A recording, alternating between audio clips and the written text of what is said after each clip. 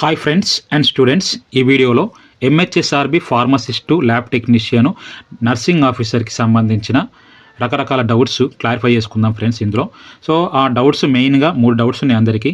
Normalisation process, okay, normalisation process ద్వారా marks కలుస్తాయా తగ్గుతాయా, తర్వాత సెకండ్ వచ్చేసరికి కట్ ఆఫ్ ఎంత ఉంటుంది, థర్డ్ వచ్చేసరికి రిజల్ట్స్ ఎప్పుడు వస్తాయి. ఓకే, ఈ మూడింటి గురించి ఇందులో చూద్దాం ఫ్రెండ్స్. లాస్ట్ వన్ రిజల్ట్స్ గురించి నేను ఎంహెచ్ఎస్ఆర్బికి కాల్ చేశా, ఇప్పటికీ 2-3 టైమ్స్ కాల్ చేశా. వాళ్ళు చెప్పే ఆన్సర్ ఏంటి అంటే ప్రాసెస్ జరుగుతుంది, మాకు గవర్నమెంట్ అప్రూవల్ వచ్చిన తర్వాత మేము రిలీజ్ చేస్తాం దానికి అని చెప్తారు. దానికి సంబంధించిన ఆడియో క్లిప్పింగ్ ఈ వీడియో చివరిలో పెడతా, అది వినండి. ఓకే, దాని తర్వాత first one normalisation. Normalisation process ద్వారా మార్కులు తగ్గుతాయా పెరుగుతాయా అంటే ఖచ్చితంగా పెరుగుతాయి ఎవరికంటే హార్డ్ షిఫ్ట్ వాళ్ళకి, ఖచ్చితంగా తగ్గుతాయి ఎవరికంటే ఈజీ షిఫ్ట్ వాళ్ళకి. ఈజీ షిఫ్ట్ వాళ్ళకి ఖచ్చితంగా తగ్గుతాయి అంటే కొంచెం మేబీ సేమ్ మార్క్స్ కూడా ఉండొచ్చు, తగ్గకపోయినా సేమ్ మార్క్స్ కూడా ఉండొచ్చు. బట్ హార్డ్ షిఫ్ట్ వాళ్ళకి మాత్రం మార్క్స్ పెరుగుతాయి ఖచ్చితంగా. దానికి సంబంధించి వాళ్ళు ఫార్ములా ఇచ్చిర్రు ఏంటి అంటే GASD plus GTA minus GASD STA minus SASD into marks minus SASD. సింపుల్గా ఇది చెప్తా ఏంటి అంటే GSD అంటే ఫస్ట్ షిఫ్ట్ సెకండ్ షిఫ్ట్ అందరు రాస్తారుగా మార్క్స్, వాళ్ళ యావరేజ్ తీసుకొని దానికి స్టాండర్డ్ డీవియేషన్ కలిపితే GSD. Okay, first shift second shift అందరి మార్క్స్ 30 రావచ్చు, 40 రావచ్చు, 50 రావచ్చు, 60, 70, 80 అందరి కలిపేసేసి దాన్ని బై ఎంతమంది రాసిరో అంత బై చేస్తే యావరేజ్ వస్తుంది. దాని తర్వాత దానికి స్టాండర్డ్ డీవియేషన్ కలుపుతారు. ఓకే, స్టాండర్డ్ డీవియేషన్ ఎంత డివైట్ అవుతున్నాయో అది కలుపుతారు, అది GASD. ఓకే, అన్ని షిఫ్ట్ల మార్క్స్ GASD యావరేజ్ తీసుకుంటే GASD.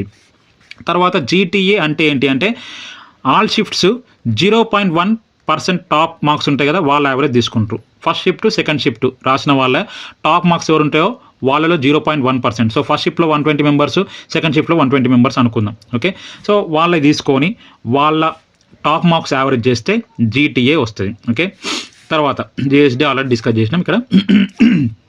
తర్వాత SAST మీరు ఏ షిఫ్ట్ రాస్తారో వాళ్ళ ఆ షిఫ్ట్లో ఉన్న పర్సన్స్, ఫర్ ఎగ్జాంపుల్ 24,000 మంది రాస్తే 12,000 మంది. ఓకే, వాళ్ళ యావరేజ్ మార్క్స్ అన్నీ తీసుకొని దానికి స్టాండర్డ్ డీవియేషన్ యాడ్ చేస్తే SAST వస్తుంది. ఏదైతే మనం షిఫ్ట్లో రాస్తామో ఫస్ట్ షిఫ్ట్ అయితే ఫస్ట్ షిఫ్ట్, సెకండ్ షిఫ్ట్ అయితే సెకండ్ షిఫ్ట్, అందులో ఆ షిఫ్ట్లో మాత్రమే యావరేజ్ మార్క్స్ తీసుకుంటే SAST, 2 షిఫ్ట్లు తీసుకుంటే GSD, మనం ఏ షిఫ్ట్లో అయితే రాస్తామో అదే షిఫ్ట్ తీసుకుంటేమో SAST. ఓకే, తర్వాత STA మనం ఏదైతే షిఫ్ట్లో ఎగ్జామ్ రాస్తామో అందులో టాప్ మార్క్స్ 0.1% టాప్ పర్సన్స్ ఉంటారుగా వాళ్ళ మార్క్స్ యావరేజ్ చేస్తే STA. ఓకే, STA అంటే మనం ఏదైతే షిఫ్ట్లో రాసినామో ఆ షిఫ్ట్లో టాప్ మార్క్స్ తీసుకుంటే STA. GTA shift 1 shift 2 top marks average చేస్తే GTA. ఓకే, GASD అంటే షిఫ్ట్ 1 షిఫ్ట్ 2 యావరేజ్ మొత్తం అందరి persons average standard deviation. SASD మనం ఏదైతే షిఫ్ట్లో రాసినామో ఆ షిఫ్ట్లో average marks plus standard deviation అయితే SAST. ఈ ఫార్ములా బేస్ చేసుకొని వాళ్ళు మనకి మార్క్స్ తగ్గడమా పెరగడమా, depending upon the difficulty levels marks తగ్గుతాయి పెరుగుతాయి. దీన్ని ఎక్స్ప్లెయిన్ చేయడం గురించి ఒక ఎగ్జాంపుల్ తీసుకుంటా ఫ్రెండ్స్. ఇదే రకంగా జరుగుద్ది అని లేదు. ఓకే, ఎగ్జాంపుల్ ఏది? ఎగ్జాంపుల్ వచ్చేసరికి ఒక పర్సన్ హార్డ్ షిఫ్ట్లో ఎగ్జామ్ రాసిండు, అతనికి ఎన్ని మార్క్స్ వచ్చినాయి అంటే 60 మార్క్స్ వచ్చినాయి అనుకుందాం. ఒక పర్సన్ ఈజీ షిఫ్ట్లో రాసిండు, అతనికి ఎన్ని వచ్చినాయి అంటే 61 మార్క్స్ వచ్చినాయి.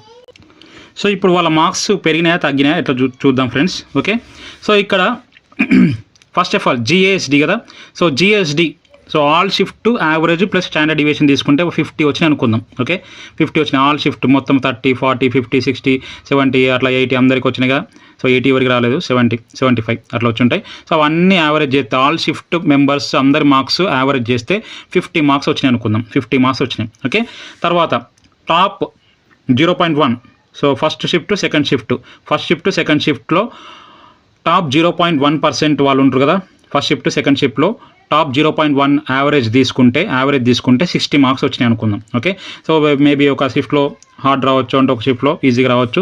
ఓవరాల్గా టాప్ మొత్తం తీసుకుంటే 60 యావరేజ్, టాప్ 0.1% వాళ్ళ మార్క్స్ యావరేజ్ చేస్తే 60 వచ్చినాయి. ఓకే, ఇక్కడ మైనస్ GASD. ఓకే, GASD వచ్చేసరికి ఇదే. యావరేజ్ మార్క్స్ ఆల్ షిఫ్ట్లు యావరేజ్ మార్క్స్ -50. ఓకే, ఇక్కడేమో టాప్ 0.1% షిఫ్ట్ 1 షిఫ్ట్ 2 60 వచ్చినాయి. ఆల్ షిఫ్ట్లు యావరేజ్ సరికి 50 వచ్చినాయి. 50 ప్లస్ 60 - 50. దాని తర్వాత ఇప్పుడు హార్డ్ షిఫ్ట్లో టాప్ 0.1% వాళ్ళకి టాప్ 0.1% ఉంటారుగా, సో వాళ్ళకి ఎంత వచ్చినాయంటే 55 మార్క్స్ వచ్చినాయి. 55 మార్క్స్ వచ్చినాయి హార్డ్ షిఫ్ట్ కాబట్టి. సో ఖచ్చితంగా తక్కువే ఉంటాయి, దీనికంటే తక్కువే ఉంటాయి. సో 55 వచ్చినాయి. దాని తర్వాత వచ్చేసరికి యావరేజ్ మార్క్స్.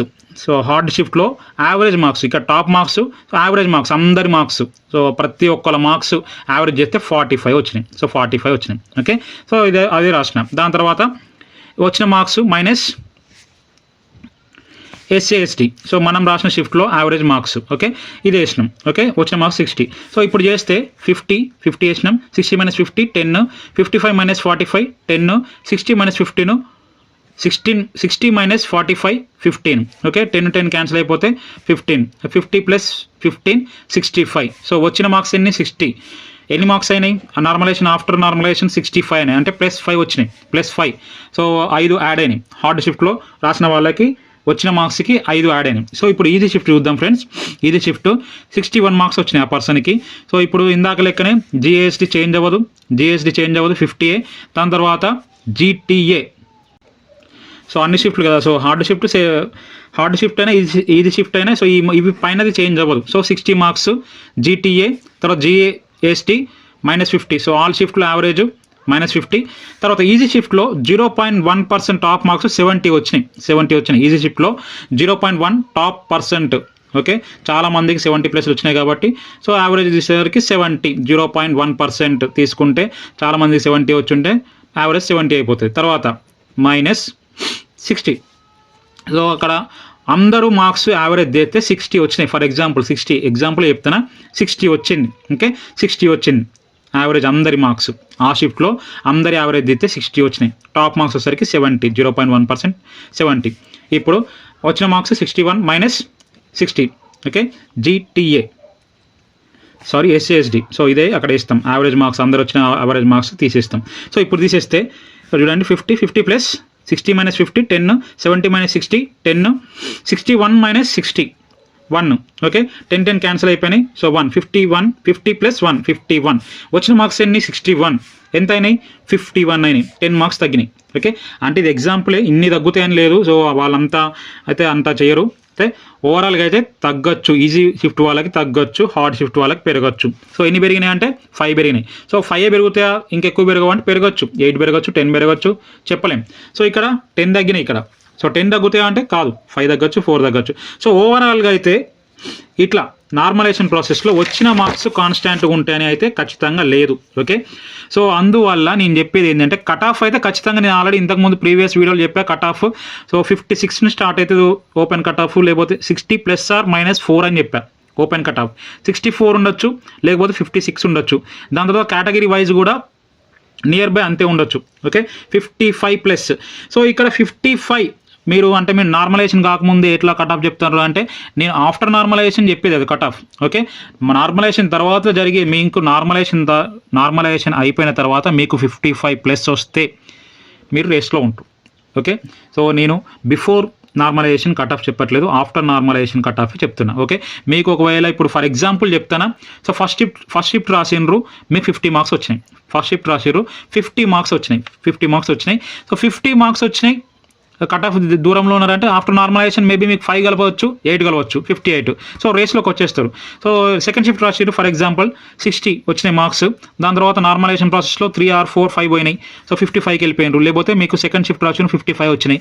నార్మలైజేషన్ ప్రాసెస్లో తగ్గినాయి, 52 51కి వచ్చినాయి, రేస్లోకి వెళ్ళిపోతారు.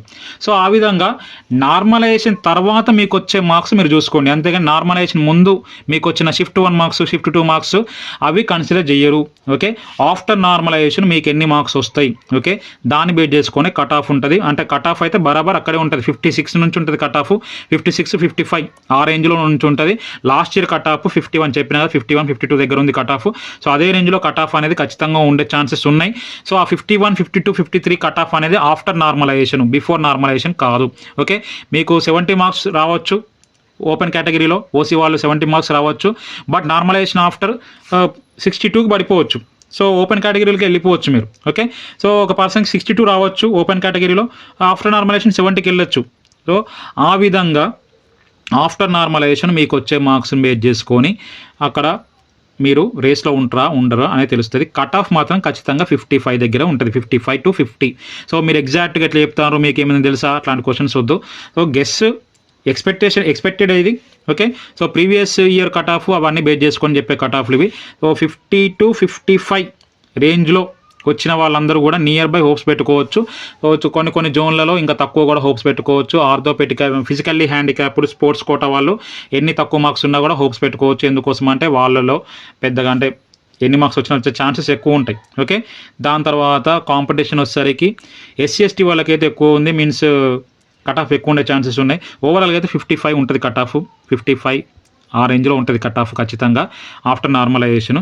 సో ఇది కట్ ఆఫ్ గురించి ఫ్రెండ్స్. దాని తర్వాత so horizontal filling, okay, vacancy filling. So ఒకవేళ ఓసీలో 16 పోస్టులు ఉన్నాయి. సో అప్పుడు ఉమెన్కి ఎన్ని పోస్టులు వస్తాయి అంటే, సో ప్రతి 3వ పోస్టు ఉమెన్కి ఉంటుంది. సో 1, 2, సో ఇది 2 మేల్కి వెళ్ళిపోతాయి. తర్వాత 3rd post female, 4, 5, 6 female, 7, 8, 9 female, 10, 11, 12 female, 13, 14, 15 female, తర్వాత 16. ఓకే, సో ఈ విధంగా సో ఒకవేళ ఓపెన్ కేటగిరీలో 16 పోస్టులు ఉంటే అందులో 5 వచ్చేసరికి ఫీమేల్కి వెళ్ళిపోతాయి. ఓకే, 5 వచ్చేసరికి ఫీమేల్కి వెళ్ళిపోతాయి. సో ఇక్కడ ఒక డౌట్ అరైజ్ అవ్వచ్చు. సో డౌట్ ఏంటి అంటే, సో ఫస్ట్ 5 మెంబర్స్ ఫీమేల్స్ ఉన్నారు, టాప్ 5. ఓకే, ఇక్కడ మేలు తర్వాత ఫీమేలు అట్లా సీక్వెన్స్లో వస్తే ఏం కాదు.